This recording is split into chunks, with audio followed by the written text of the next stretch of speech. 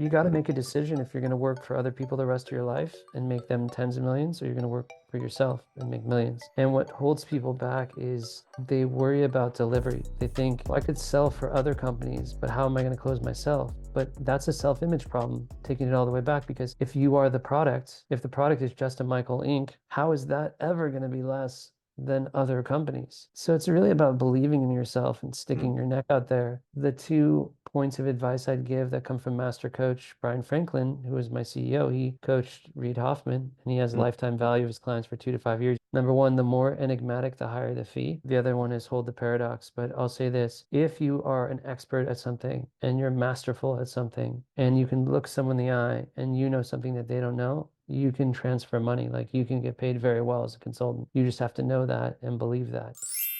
Today's interview is with Justin Michael, who's an executive coach, a four-time best-selling author, a co-founder, and the global authority on outbound prospecting. Compared to the other interviews, this episode may be a bit shorter, but by no means is it shallow. We're diving deep into the intriguing link between self-image and income, the influence of subconscious programming, the hedonic treadmill, and the pivotal role of identity in driving success, and much more. And toward the end of the discussion, Justin shares some valuable advice to other B2B sales coaches and consultants. He reflects on his coaching journey and talks about the transformative power of genuine human connections in the world of sales.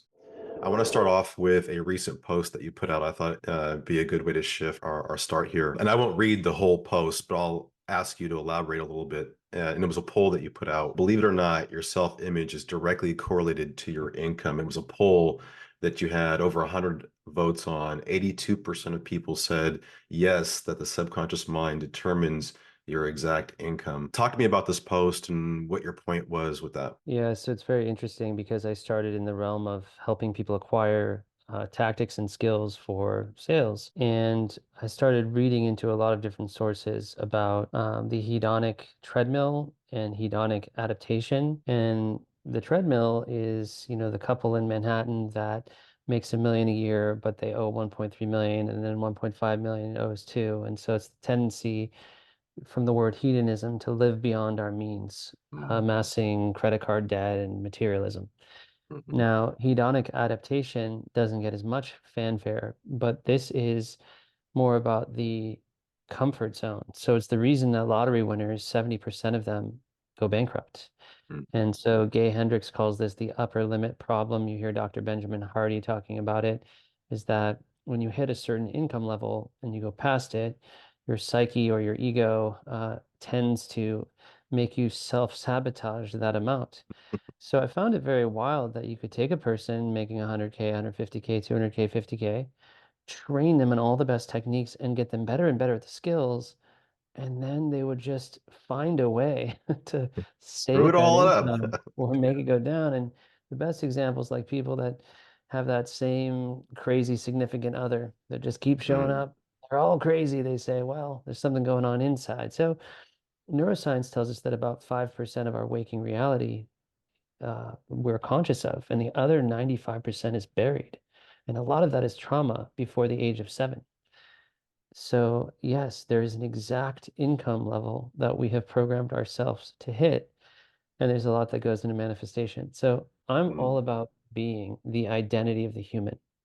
If you shift your identity, what you think and what you do will change. And right. most of us have 70,000 thoughts a day. Yeah. We do, billionaires do, Michael Jordan does, Mark Cuban does. And they say And 85% of those are negative. yeah, I saw.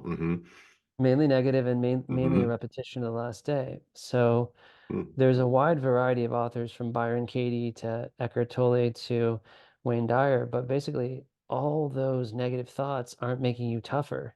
And beating on yourself isn't turning you into Rocky. It's causing a lot of negative internal psychology. And that negative self-talk will manifest into reality, even if it's just an attitude. So there's been a lot of motivational speakers that have hit the thinkingness problem. I'm going to do a 7-figure deal. I can do the 7-figure deal, Right. right? But who are you being internally? Do you believe that you can close that? Do you feel worthy of that kind of commission? Do you feel worthy to speak to C-levels? I'm really working with people on a deep psychological level. How do you shift your subconscious? There's a lot of autosuggestion, but it happens when the brain is in an alpha or theta state, but the brain typically operates in beta when I'm you're glad you said caffeinated. that. Hmm. So mainly we're caffeinated listening to 440 hertz music, which is turning off the right hemisphere in our creativity. Not saying it's wrong. The beta I'm right frequency there is with you. very I just helpful showed for my coffee focus. mug for those that are listening. Yeah, no, you should have your caffeine when you're trying to, crush a list, learn really fast, retain. It's a great way to provoke the brain. But Salvador Dali used to sleep, he used to nap on a metal plate, and he would have a key in his hand, Hmm. and if it clinked, he'd wake up. So I've developed these musicifestation, music, meditation, and manifestation processes for salespeople because I couldn't meditate. And so I couldn't get my head. I had too many thoughts, So I Right, came right, off the right. Turn caffeine, off. like Hmm. David Goggins, and then I started playing these cymatically tuned solfeggio frequencies, like 432 hertz and 528 hertz. Right.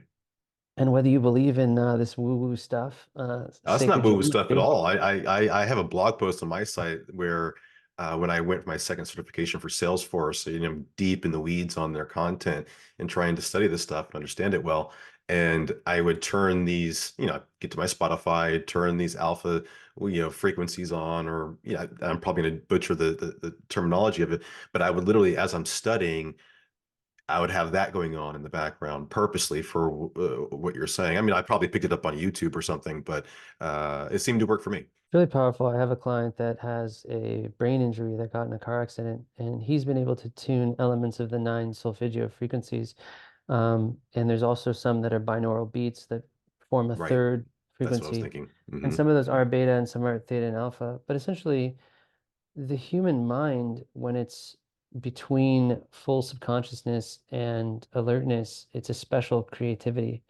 Like Tarantino used to write scripts floating in his pool, and Einstein, would go into these Zen moments. Edison would take naps, apparently would fish without bait, so people would leave him alone. So just giving your brain that relaxation and that floating period, neuroscientists have talked about. So then Very if good. you're Mm. quoting Sid Banks in the three principles, if you're not your thoughts and you're not your mind and you're not your body, depending on any religion or philosophy you have, what are you? You're the consciousness behind all of that.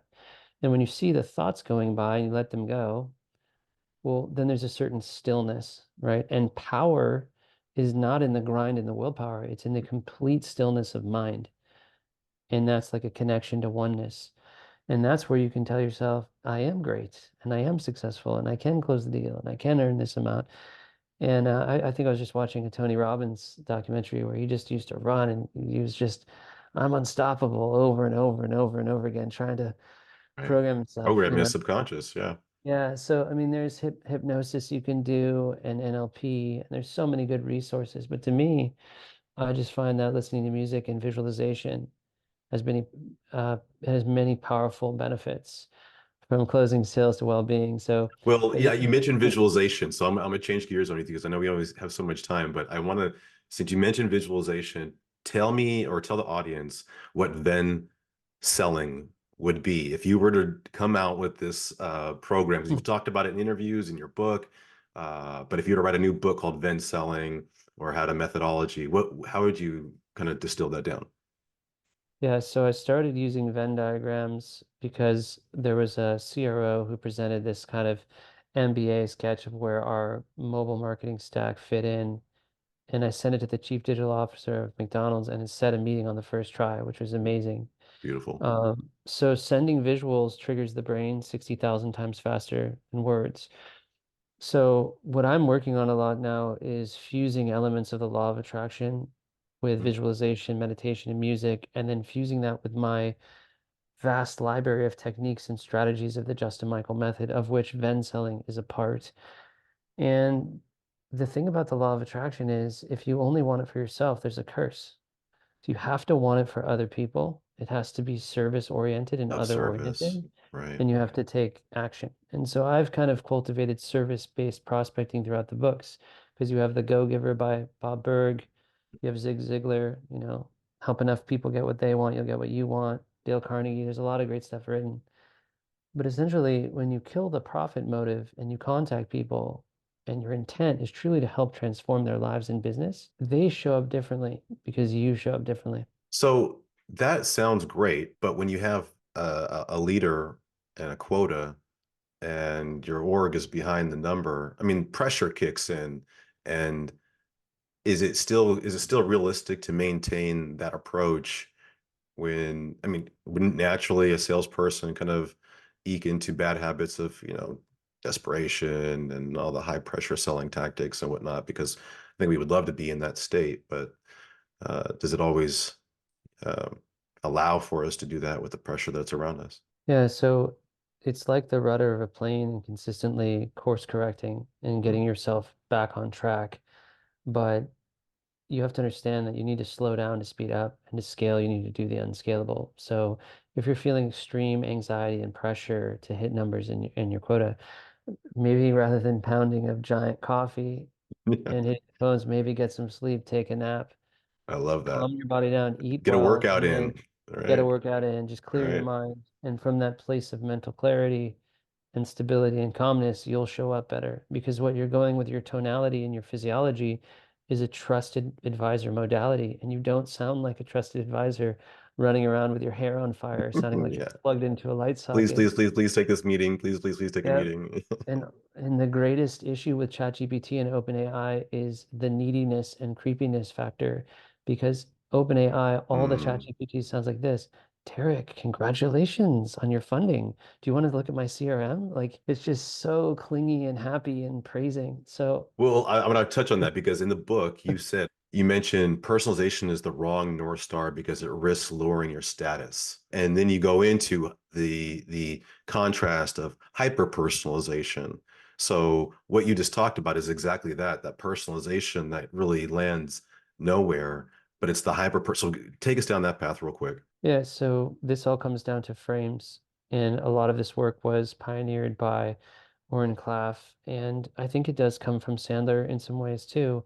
But whoever has the strongest frame wins. Now, if your frame's Hmm. equal to the prospect, it's like two magnets hitting, right? You think So value framing, is that what you mean by frames? frame is like, it's like where you see yourself, right? Because you Okay. might be calling on a prospect that makes $1 million a year, but you're an expert in, right, the lamp stack or hypervisors or Kubernetes or marketing automation or whatever technologies. And in that moment, you're definitely equal, but you're probably above. So you can't do anything to diminish yourself or lower your status or lower your value. That's the element of the challenger sale that links. If you meet a C-level and you're casual, it shows tremendous confidence. If I call a CEO, I'm not going to say, you know, hey, Mrs. Roberts. I'm not going to sound like the IRS, right? Yeah, Like, you don't want to sound submissive when you call in. Equal no. business stature is the term that I always try to Yeah. So go like, back to. Mhm. that's a great one from Sandler. Where I take it is everything that I do from an outbound and prospecting perspective is anchored in a strong frame and not lowering status. So I don't use permission-based openers, and it drives people crazy. It's controversial. So I don't say, did I catch you at a bad time? Right, right. Can I get 30 seconds of your time? Is this a good Route into, time? right into route. How That, have you been? yeah, There's text is linguistics, which is heuristics, which is the meta framework. Our words are images. Our words, I say coffee, you think Starbucks. I right. say ultimate driving machine, you see a BMW, right? So the only intentionality for a call has been this. I'm going to try to get Derek to buy something since 1876, Alexander Graham Bell. But then I got sneaky in the 90s, Brian Tracy, and I go, I'm going to convince Derek to meet with me. I'm going to take his time, not his money, either Tuesday or Thursday, 15 or 30 minutes. So I'm the first person in 100 years to say route. Right now, Luke Ruffing plugged that in at PandaDoc, became the best rep ever. Jed Marley's used a lot of cool people. So the thing is, you call with the intention of figuring out who's the appropriate person who's in charge of this thing, and it Right. sends another signal. Because prospects smell fear, they hear your intention, not your words or tone. They can literally sense the energy. So when I call you, it's important that you feel that I don't want you to buy from me. It's the Good Samaritan. I'm lost in Central Park. Which way I'm to indifferent Grand to Central this, Station? right? Hmm. Hmm. Yeah, so that's the route piece when you're opening it. The one thing, and for those that aren't familiar with route, ruin, multiply, this is a methodology that Justin has developed. Three parts, obviously.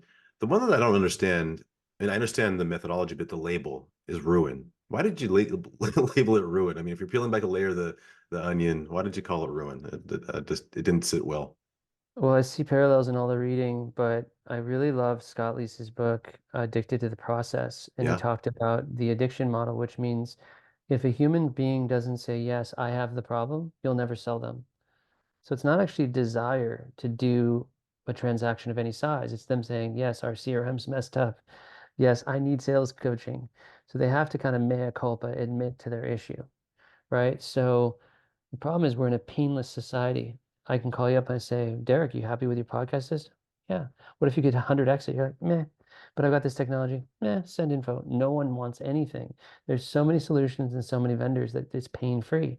So what I do is I get them to talk about what's in the stack that's working. And I found through many A/B tests that the reverse psychology is to praise them, like validate their vendor choice. So they say, we're with Salesforce. I go, oh, that's great. How's that working out for you? Very nonchalant, and I just Mhm.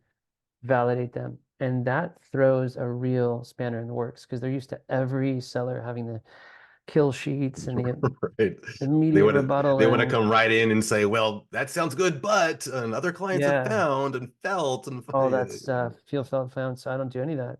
right. Even if they say, we don't use a CRM, and I say, oh, that's interesting. Awesome. Interesting choice. Why'd you go that way? I validate and encourage like a trusted advisor. So it's called ruin because once they start talking about, yeah, um, we've had Acme for a few years. I didn't make the decision. Oh, when did you install? Why did you install it? We were trying to figure out our data integration. But the customer service is kind of clunky. And then what I do is I find sparks of issues, pain, irritation, and then I just peel the onion there. So I'm able to kind of get to the things like pain funnels, things like peeling an onion, just Right. traditional second order value spin questions. And I can get prospects that are closed off to open up because all I'm doing on a cold call is I'm building trust, and I'm lowering the friction. I love that. And then at that moment, you ask them to not change anything that they're doing and only multiply with putting you in alongside whatever they're currently doing, which is another frictionless approach. And the reason is the average enterprise has 91 solutions in the stack. And the SaaS contracts they have, even small companies, are 2, 3, 4 years. So the Right. idea of ripping out a SaaS contract is just like a fate worse than death. Right. So what you're missing though is in the ruin step when I interview them about their tech stack or the status quo, and I start peeling the onion, they get them talking. This can go on from 2 to 5 minutes, even 10 minutes. And I'm waiting for this magical thing I found called the polarity shift. And Google calls it ZMOT, zero moment of truth. You're running, maybe you're athletic, you scuff your Adidas and you go, it's time for new shoes. You go to Google, you put Adidas, there's Zappos, boom, in a nanosecond, intent. So that intent signal, trillions in the economy. So what I'm doing is like prospects love to buy, they hate to be sold. So if you can reduce the friction and you can actively listen and they start talking to you, they will suddenly be like, oh, wait, who are you? Because when you interrupt someone cold, it triggers the fight or flight in the amygdala, like the fear base. And they're usually just multitasking. You're like, what is this? What are you selling me? And so in my technique, spotlight the prospect, they talk first, and then you wait for the polarity shift. So when I do demos of this, like 1 minute, 3 minute, 5 minutes, it's going on and on. And there people are like, Justin, like, why, what the heck is this call? And then you hear this, wait, do you do that? And it flips. And then they'll say something like, hey, um, I didn't even want to talk to you. I hate salespeople, but you're like a friend, you're different. Can I set a call with you? Do you want my Calendly? Can I bring my Switches boss? everything. I love And that. it just, and the way Yeah. I found it actually is I was involved in long-term enterprise sales. I was a VP of sales, a GM, a VP of ops. I was Hmm. in 13 startups. I just turned 44. So I'd been grinding on the stuff since I was 21, kind of fell into it. And so I do a 3-year deal, but I would do the deal at one mobile company and 2 companies later, I would do, I would close the deal because that's how long the sales cycle was. And I would find that that person would come back and buy into me as a seller and say things like, we need the paperwork. We need to get the MSA filled out. Here's our, Ariba procurement system. So it was like to me like a Jeep with its back tires in quicksand in the dirt and it's not catching. Because ultimately sellers, they just push and push and push aggressively to close the deal and it blows up dead Right. on arrival. right, in the CSM. So my whole technique is based on creating the desire in the prospect, whether that's the DM flow, which I call the fourth frame, which is in the Yep. book. Love that part, honestly. That was probably my Yeah. favorite part of the book. Yeah. That technique alone, I used to charge $10,000 to learn. Hmm. Essentially, I have 30,000 capped on LinkedIn and something like, I don't know, 54,000 followers. 54. And I Yeah. thought, how come I'm not just getting leads out of LinkedIn? And no matter what kind of emails I tested, it didn't work. And then I realized, wow, LinkedIn is a chat platform and I need to create a choreography for DM flows. So I created this pattern that I tested. It's called the fourth frame, and you can't do it with automation because it has dust and scratches. And you just chat and grow rich. I've pulled thousands of meetings out of LinkedIn with this thing, and it's been super effective. I taught Luke Shalom this one technique. He made $250,000 off this one chapter in the book. True story. I believe it. Probably my most highlighted section of the book is that, and you mentioned something about scaling the unscalable because in the fourth frame, you actually mentioned your advice to other consultants, and being that this is the Sales Consultant podcast, I want to shift to understand your advice to other coaches and consultants in the space. You mentioned that your business in B2B coaching, 100% customized, one person at a time. And for B2B coaches or consultants out there, like what advice would you give them about when you think about your business model, the way you set yourself up, what advice would you give someone who might be starting out in that same lane? Yeah, so I typically don't work with anyone for less than 15 grand, Hmm. And I basically run a super wide funnel. 99% of my content is free or they buy my book. Um, every sale is created within a conversation. And I'll quote, Litfin and Chandler for that quote, but the way I've interpreted it is that nobody's having conversations on LinkedIn.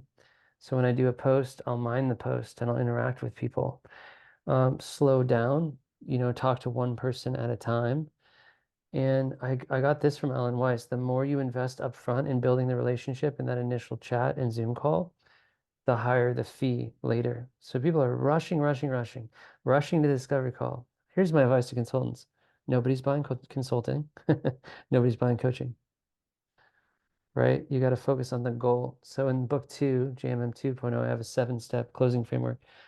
These are my magnum opus. This is like, my silo gift to sellers after reading 200 books and, being in the field for 20 years. So, um, it's not simple. Read the book and apply the fourth frame, and you'll see your client acquisition explode. Shameless plug. I can help you figure it out too if you want. Fair enough. Fair enough.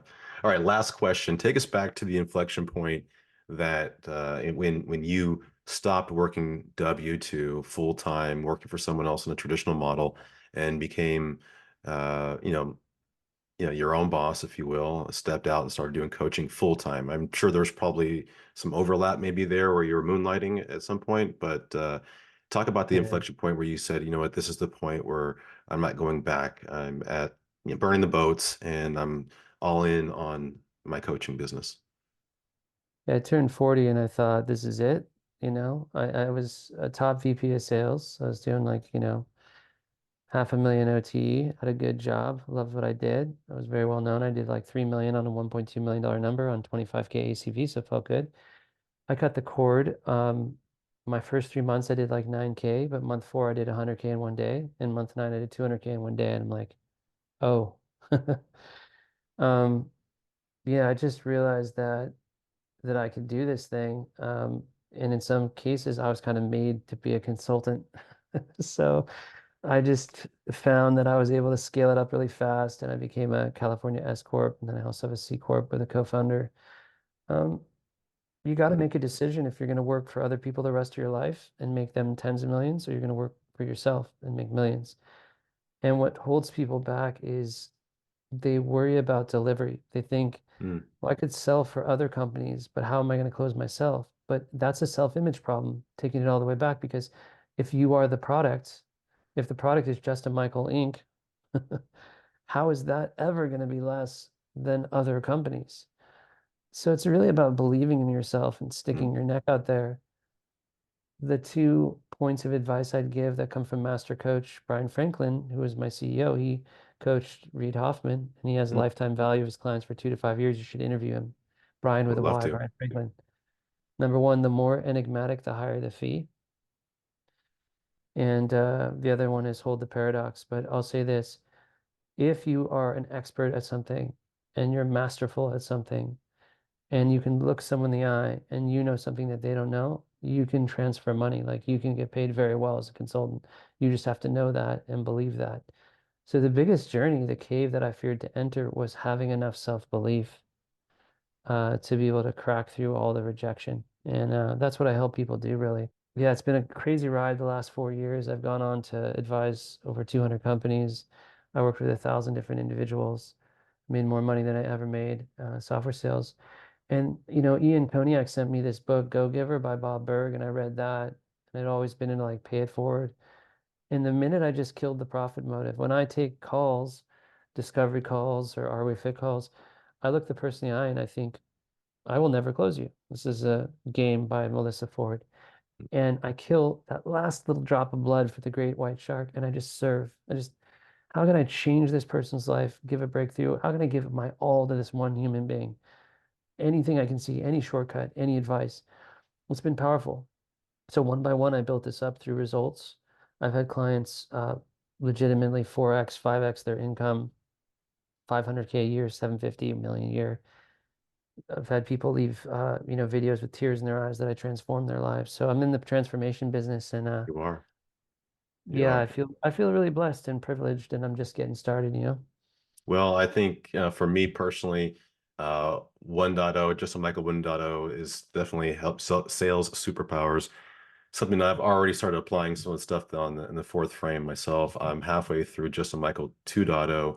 And for those that haven't read Tech Powered Sales, make sure you go and get that as well. But I would say, surprisingly, after meeting you for the first time here on our podcast interview, I anticipated a highly technical, which you are, very well known. I mean, all your videos are cyborg-esque and these sorts of things. You bridge the technical with the humane really, really well.